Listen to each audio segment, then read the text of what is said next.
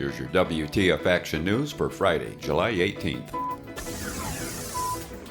Grand Traverse County deputies and MDOT engineers are working to determine any potential damage to the Traverse City State Park pedestrian bridge after a commercial dump truck pulling a trailer loaded with an excavator hit the bridge Thursday morning.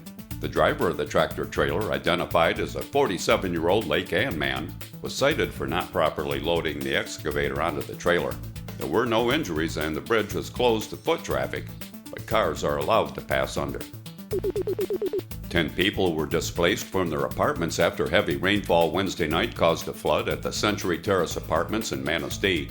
The affected residents were safely evacuated and temporarily relocated to hotel accommodations provided by the Little River Hotel and Casino. Authorities were alerted to the flooding by an alarm system at the apartment complex. The U.S. Coast Guard rescued 5 people suffering from hypothermia and seasickness after their boat began taking on water in Lake Michigan Wednesday night.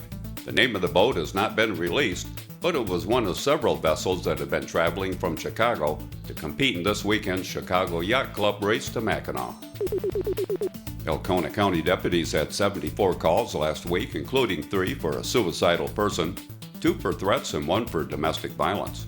There were also 3 calls for fraud, 2 for a fire, 2 for assault, 2 for civil disputes, and 1 for neighbor trouble.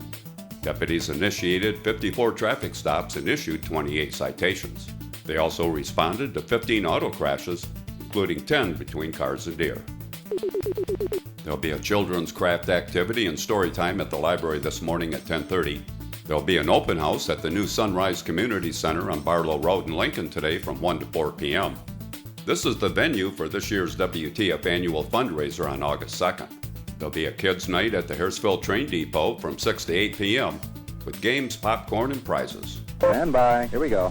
5, 4, 3, 2, 1, and cue music. On this day in 1982, Willie Nelson was at number 1 on the country album chart with Always on My Mind. The track was originally recorded by B.J. Thomas and has since been covered by dozens of performers, including Elvis, Brenda Lee, and the Pet Shop Boys. Tim Lynch was born on this day in 1946. He was one of the founding members of the Flamin' Groovies, who have been called one of the forerunners of punk rock. Sunny skies for Harrisville with today's high temperature near 74 degrees.